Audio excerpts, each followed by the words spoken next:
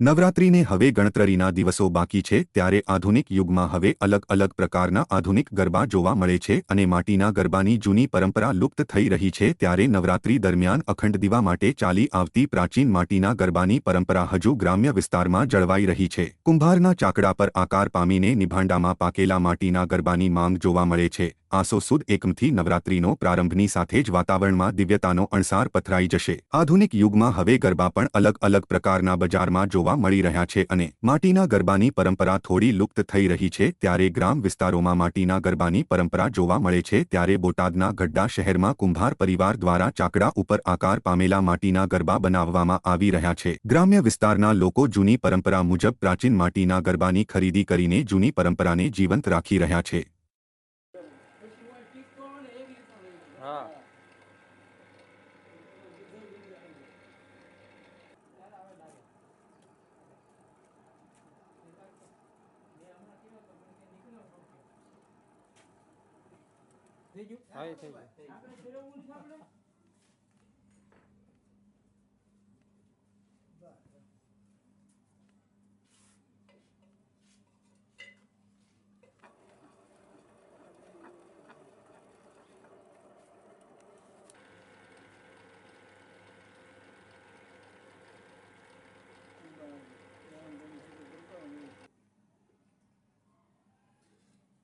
આનો શું છે સામગ્રી છે એના 30 રૂપિયા। અચ્છા અચ્છા ઓકે।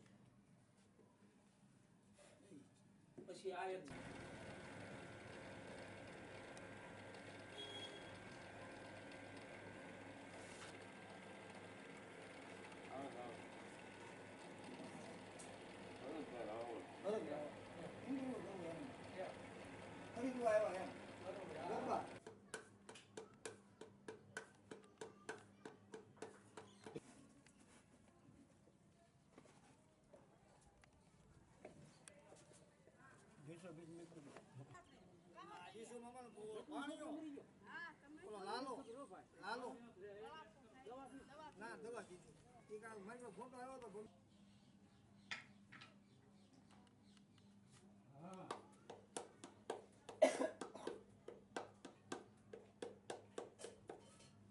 ભરતભાઈ રાવલ માટીના ગરબા એ મા આદ્ય શક્તિનું એક પ્રતીક છે અને માટીના ગરબા દ્વારા જ આ ઉપાસના સિદ્ધ થાય છે અને એની સાથે લોકોની માન્યતા પણ સમાયેલી છે કે માટીના ગરબા હાલમાં ઘણા ઠેકાણે જુદી જુદી પ્રકારના ગરબાઓ મળે છે, એમાં ખાસ કરીને ત્રાંબાના છે, બાકીના ફેન્સી જે ગરબાઓ છે એનાથી કોઈ પણ પ્રકારની કોઈ આસ્થા અથવા તો પૂર્ણ કે શ્રદ્ધાનો વિષય છે, માત્ર ને માત્ર એ માટીના ગરબાથી જોડાયેલી આસ્થા છે।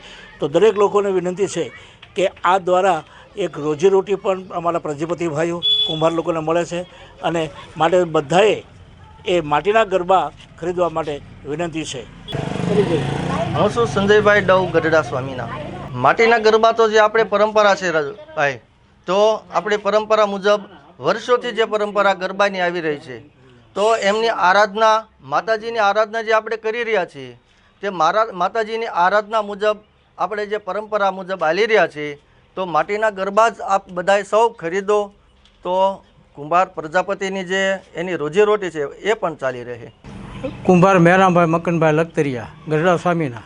માટીના ગરબાનું મહત્ત્વ એવું છે કે જે આપણે માતાજીની ઉપાસના કરીએ છીએ તો એ કાચી માટીનો ગરબો ચાલે અને એનાથી જ ઉપાસના થાય છે, આદિ અનાદિથી ચાલ્યું આવે છે પરંપરાથી। તો અત્યારે જે આ વધારાનું વધી ગયું છે એ બધું બહુ ખોટું છે। તો ખરેખર કાચી માટીનો ગરબો ઉત્તમ છે।